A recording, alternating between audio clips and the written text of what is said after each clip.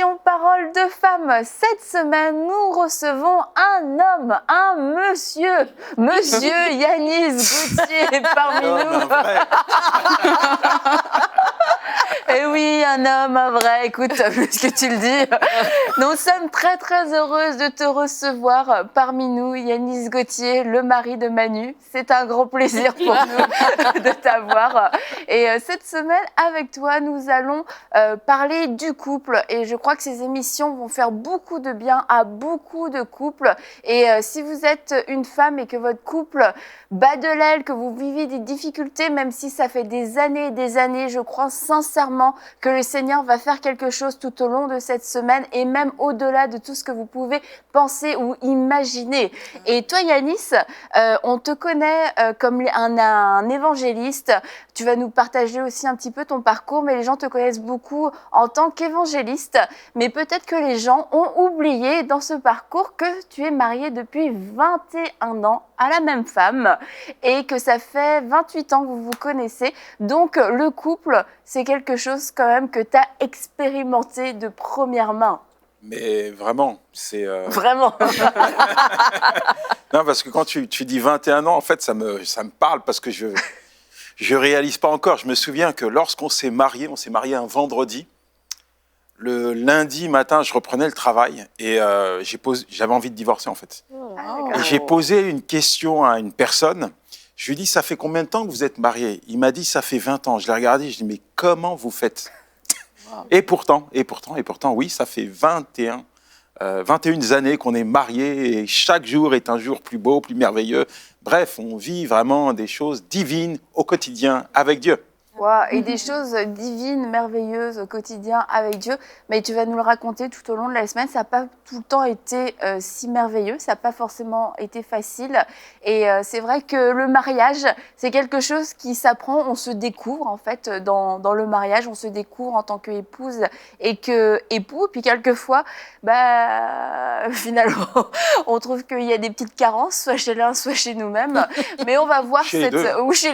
Mais on va voir cette semaine comment Dieu construit les couples et comment Dieu peut nous construire aussi. Et donc, voilà, Yanis, on va commencer tout de suite avec l'amour. On va parler de l'amour qui est la fondation des couples. Et puis, on est vraiment heureux que tu n'aies pas divorcé le lundi, 2 jours après ton mariage.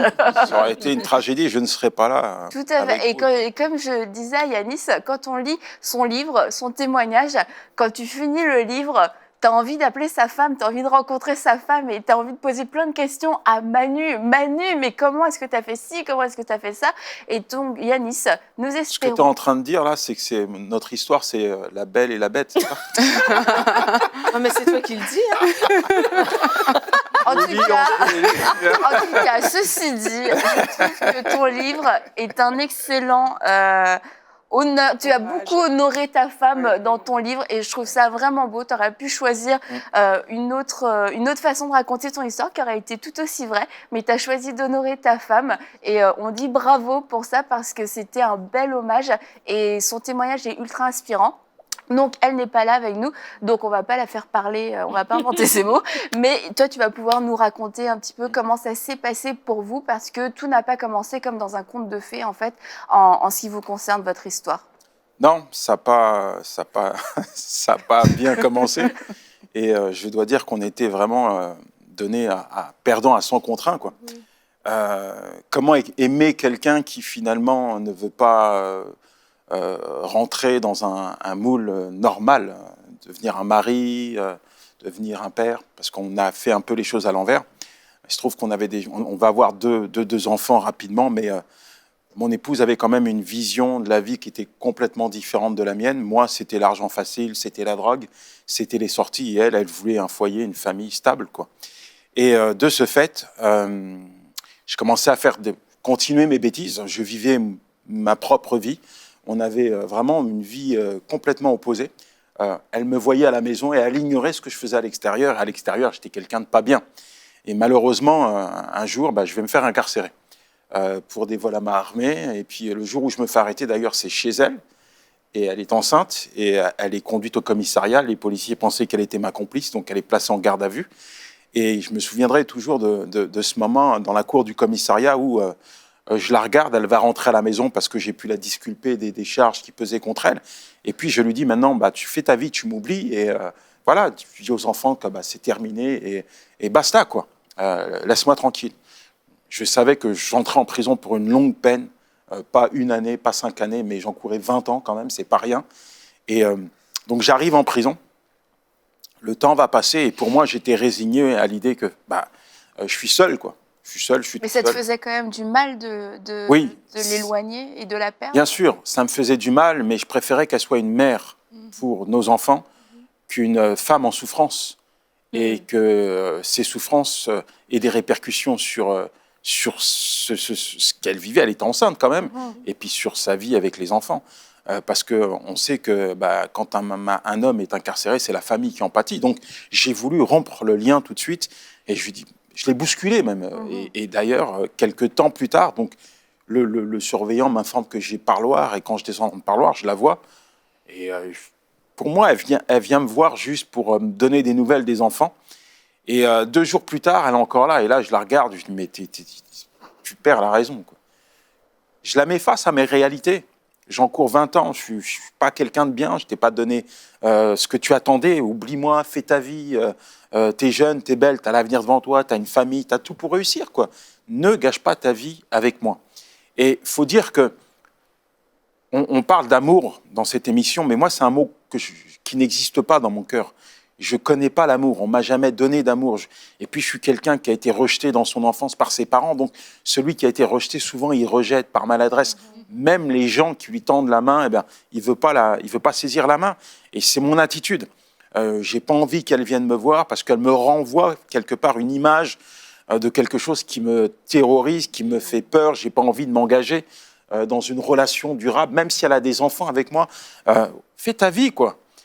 Et en fait, elle est tenace. Mais elle est tenace et puis, par exemple, elle m'écrit des lettres. Alors, ça paraît rien comme ça, mais moi, quand je passe des longues nuits d'hiver le week-end, où je ne la vois pas pendant 3-4 jours, je ne vois pas les enfants, ces lettres, finalement, elles me maintiennent en vie, elles me maintiennent avec un contact avec mes enfants. Elle prend mon linge, elle le lave, elle met du parfum dessus.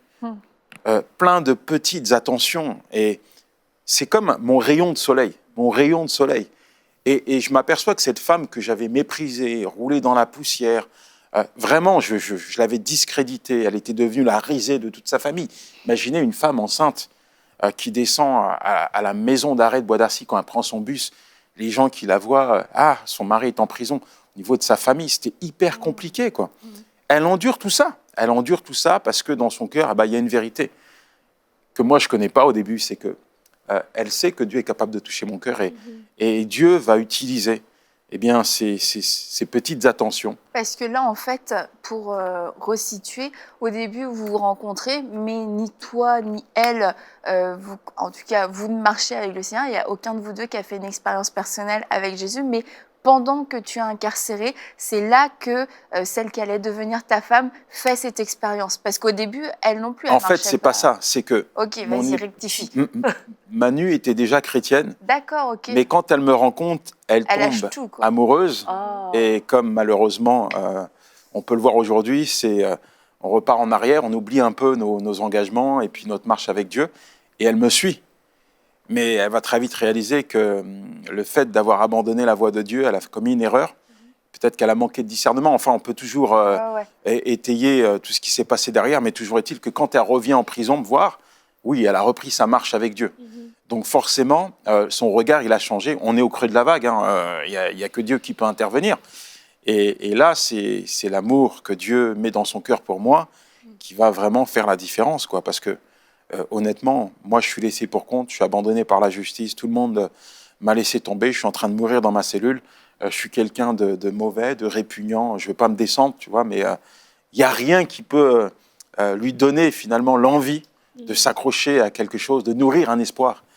Mais il faut croire que chaque parole, chaque attention, chaque regard, c'est des actes que Dieu utilise pour me réveiller, pour me ramener à la vie finalement. Et, ouais, je réalise que cette femme m'aime plus que ma propre mère. Et au bout de combien de temps ton attitude commence à changer? Parce que tu dis, quand tu rentres, tu essayes vraiment de l'éloigner. Ouais. Au bout de combien de temps, toi, tu commences à recevoir et à comprendre qu'elle t'aime? Au bout de 3-4 mois, quand je la vois persévérer, quand je la vois venir 3 fois par semaine. Elle était courageuse quand même, 3-4 mois, t'es enceinte, tu vas à la prison. 3 fois par semaine, pleurer en me voyant en prison, tu vois. Elle pleure sur mon sort, elle n'est pas responsable de ce que j'ai fait. Et puis, je t'ai dit, j'ai pas fait les choses bien. Et puis à la maison, quand j'étais avec elle, moi, j'ai construit un monde un peu qui était basé sur mes addictions, quoi. Chez moi, c'était ouais, l'alcool, la drogue, c'était mes potes. C'était pas bien.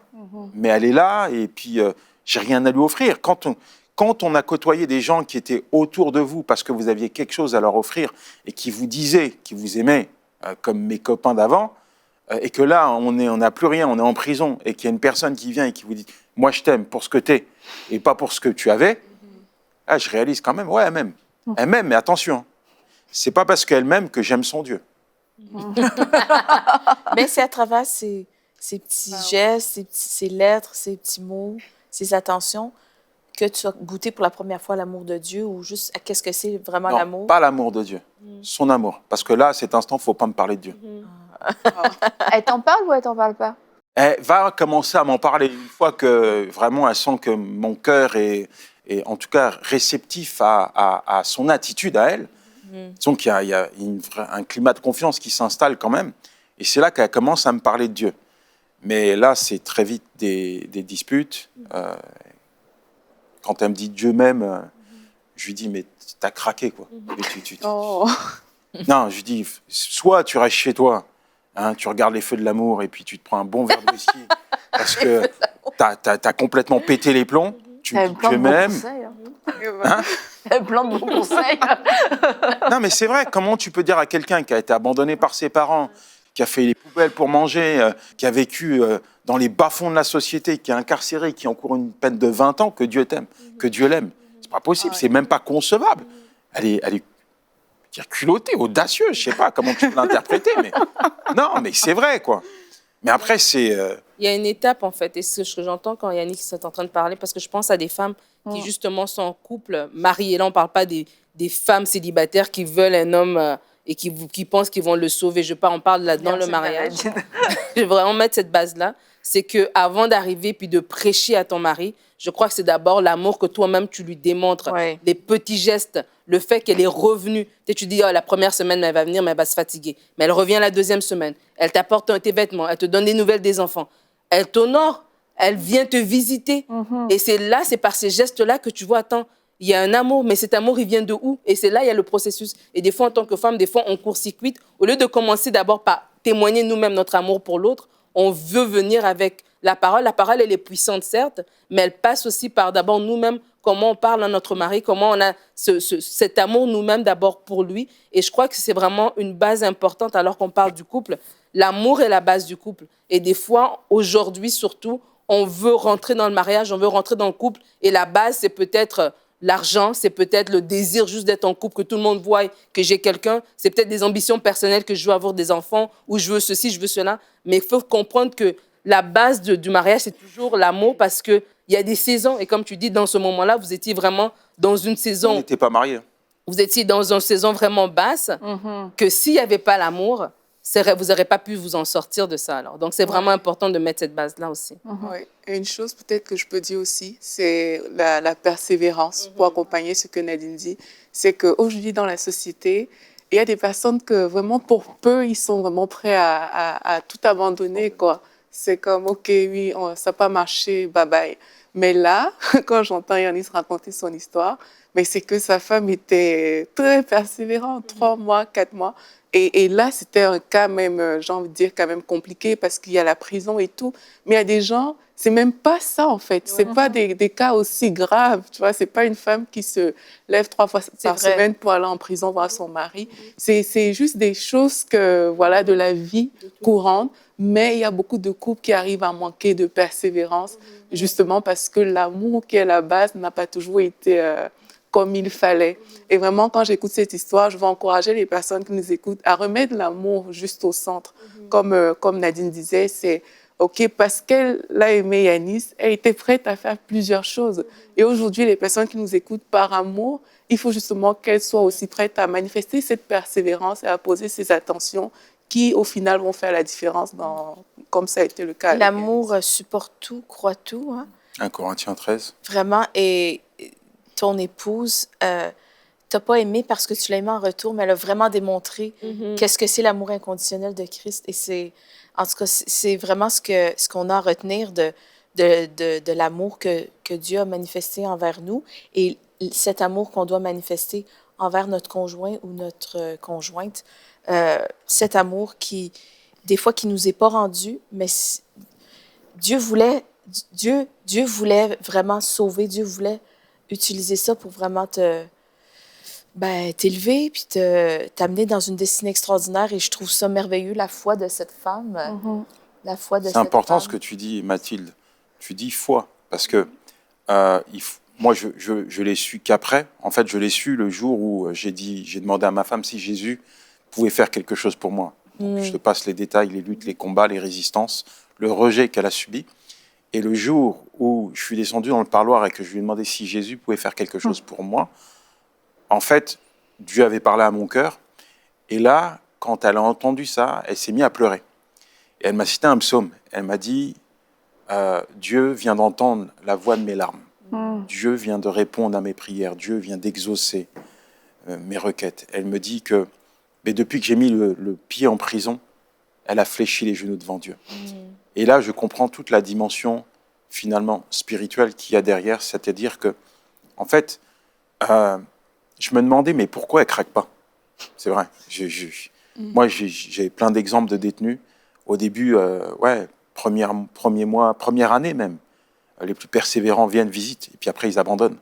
Même parfois, les parents, même si ils n'ont plus la force de suivre quelqu'un dans sa détention. Et je savais ce que ma femme endurait quand elle venait au parloir. Je veux dire, elle venait avec des bébés, des couches. Les surveillants fouillaient les couches pour voir si elle ne mettait pas de la drogue dans les couches. Donc c'était quelque chose de dur, psychologiquement parlant. De voir un gars qui était réfractaire et de nourrir quand même l'espoir que du fait qu'un jour, il va toucher son cœur. Et je veux dire, les nuits, les week-ends qu'elle passait seule à la maison avec ses enfants, elle a amené ses enfants à l'école. Où il est le papa? Le papa, il n'est pas là pour l'instant, mais mon mari, il est en prison. Plein de choses de la vie, de tous les jours, au quotidien, qui étaient hyper compliquées pour elle. En fait, elle s'est retranchée dans la présence de Dieu. Et vraiment, à travers de la prière, Dieu a nourri sa foi, Dieu a affermi sa foi, Dieu a vraiment préservé ma femme de la dépression. De la dépression, parce que parfois, une femme, elle peut déprimer. Je veux dire, il y avait de quoi. Il y avait de quoi. D'un niveau, entre guillemets, normal, avec mon incarcération, ils ont vécu au plus bas. Je me souviens d'une fois, c'est les services sociaux, du moins une association, qui avait offert des cadeaux à mes enfants à Noël et de quoi faire un repas. Elle n'avait plus rien, quoi. Plus rien, parce qu'elle ne pouvait pas bosser, parce que si elle bossait, elle ne pouvait pas venir me voir. C'était hyper compliqué. Alors, elle te le disait, tout ça, les défis? Elle ne me partageait pas tout ça. Non. Mais quand elle m'a dit, que, en fait, voilà, elle n'avait jamais cessé de prier, qu'aujourd'hui, bien, c'était l'exaucement de ses prières. Ouais, c'est Dieu qui lui a donné la force de tenir, d'avancer, et la prière est toujours récompensée. C'est peut-être ce qu'on veut dire aujourd'hui à vous, mesdames, qui luttez pour un mari qui est réfractaire, qui ne veut pas entendre parler de Dieu. Peut-être qu'il est en prison, peut-être qu'il est ailleurs, je ne sais pas où il est, dans le monde perdu. Puis vous dites, mais comment Dieu va toucher mon mari? Comment il va ramener le père de mes enfants à la maison? J'aimerais vous dire que Dieu n'est pas insensible à vos prières. Même vos larmes parlent au cœur de Dieu. Il n'y a aucune prière, aucune larme qui tombe à terre sans que Dieu ne l'ait vue.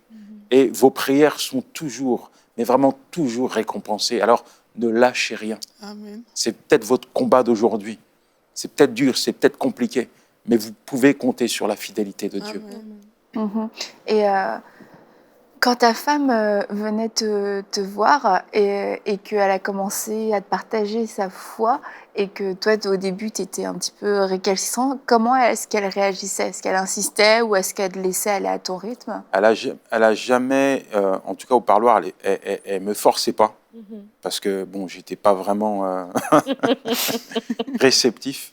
Mais Dieu te parle tantôt d'une Parloir, manière...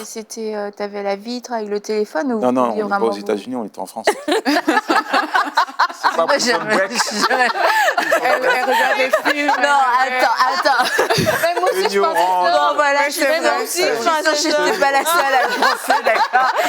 J'imaginais orange. vos mains derrière. Ce soir, on mange des oranges. Donc, non, c'est On vient avec les chaînes et tout. Mais vous pouviez vous voir, vous pouviez. Un contact. Ok, d'accord. Ah, ok, Bon, ok. bah, c'est Contact. super. Ok, quand même. Non, mais du coup, quand tu étais Entre fâché, quatre- c'était encore Entre plus. deux murs. Ok. Une petite C'est table. vraiment personnel, quand même. Non, c'est pas on a un espace personnel, mais Oui, pas oui. intime. Oui, non, je comprends. Parce qu'il y a les surveillants qui tournent Oui, bien quand même. sûr, bien sûr.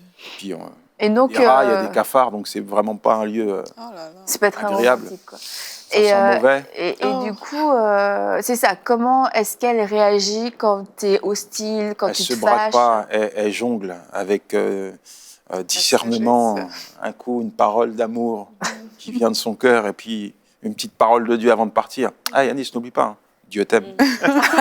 Là, tu peux plus rien dire. Mais tu c'est es des obligé de repartir. semences. C'est des semences. Tu repenses à ces paroles après dans ta Bien cellule? sûr. Bah, c'est une semence. Après, c'est Dieu qui l'a fait travailler dans mon cœur. Et c'est grâce à ces semences qu'un jour, dans ma cellule, Dieu va me poser une question. Yanis, quel est le jour où tu vas comprendre que je t'aime? C'est comme si Dieu me disait, Yanis, quel est le jour où tu vas écouter ta femme? Wow. J'entends la foi. J'entends la foi d'une femme. Mhm. Et je pense que des fois, je trouve qu'il y a des gens, des femmes qui vont baisser les bras facilement parce que ils disent oui, mais j'ai été dans la foi, je me suis tenue dans la foi et j'ai pas vu. Et j'ai été déçue, donc j'ose pas trop me remettre dans la foi parce que je veux pas croire pour être déçue encore et avoir de la peine. Et vraiment, ton témoignage vient briser tous les arguments pour toutes celles qui veulent laisser tomber. Ouais. Parce que tu es un fruit vivant des prières d'une femme. Et vraiment, j'encourage les femmes à se tenir à la brèche pour l'homme qu'elles aiment. Et parce que c'est pas juste une question de famille, mais c'est une question de destinée. C'est La prière est une puissante. question de destinée. Mais ma femme, pour elle, à mon avis, autant moi, j'étais résigné à passer des longues années dans cette prison, autant elle, je sais qu'elle avait décidé de mettre Dieu en avant. Et c'est soit Dieu, soit rien. Mais d'ailleurs, Et- tu peux peut-être nous raconter ta sortie. Et soit Dieu, soit rien. Et quand donc j'ai fait ce pas vers Dieu, et je me souviens, on était au parloir, ça fait 7 mois que je suis en prison. Bon, c'est 7 mois, j'ai même pas commencé ma peine. Elle devait accoucher. Elle devait accoucher, encore une épreuve. La sage-femme qui dit votre mari est là, il n'est pas là, on doit l'appeler. Il est en prison. Donc c'était hyper compliqué.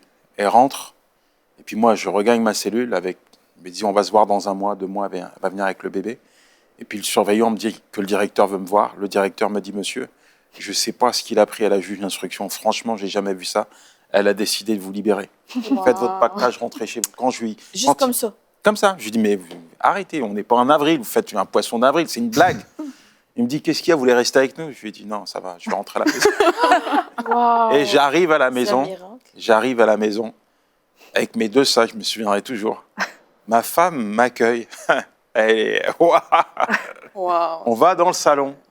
À la Et je crois que c'est la première fois de ma vie que je remercie Dieu pour quelque chose. Parce que la première fois de ma vie, je peux dire que ouais, je suis heureux. Alors on loue, on l'adore, on magnifie, on exalte Dieu. Et là, ma femme me regarde et me dit chérie, tu vois la valise qui est là, prends-la. Amène-moi à l'hôpital. Wow. Le même jour. Non, mais ça aurait pu être avant, après, sans moi, mais le même jour, quelques heures plus tard, Wow. je coupais le cordon ombilical de mon petit bébé. C'est génial. Mathilde va pleurer. Et là, c'était juste divin. Donc, les bontés de l'Éternel se renouvellent chaque jour, chaque matin. Dieu a quelque chose de bon pour vous. Ne désespérez jamais. Wow. Faites confiance à Dieu. il sera jamais en retard. Et tu vois, toi, tu étais dans une vraie prison et il y a des femmes qui prient pour leur mari qui sont dans d'autres prisons. C'est pas des vraies prisons, mais dans des addictions, dans des mauvaises habitudes, etc. Et je crois que cette image que tu es sortie de façon surnaturelle, les portes de la prison se sont ouvertes de façon surnaturelle. Et il y a, c'est ultra symbolique, la naissance d'un enfant et tout. Enfin, c'est trop beau, mais sans tomber dans tout le côté émotionnel. Mais je crois que c'est vraiment aussi une image pour de nombreuses femmes dont les maris sont dans des prisons et qu'à travers la prière, les liens sont brisés et les portes s'ouvrent et que Jésus vient libérer les captifs. Et on veut vraiment vous encourager, vous, mesdames qui nous suivez, vos maris surtout, je pense à des maris qui sont dans toutes sortes d'addictions et on va prier avec vous pour que vos maris puissent expérimenter cette libération, que vos maris puissent sortir de façon surnaturelle de leur chambre ou revenir de leur bureau, sortir de leur voiture et dire « Chérie, je suis libre, je suis un nouvel homme aujourd'hui ». Yanis, est-ce que tu veux prier pour ces hommes qui sont pris de différentes addictions? Amen. Seigneur, ta parole a dit que ta main n'est pas trop courte pour aller toucher un cœur et changer une vie. Comme tu l'as fait pour moi ou tant d'autres, Seigneur, je crois que tu es capable de toucher le cœur, les vies de ces personnes qui sont emprisonnées.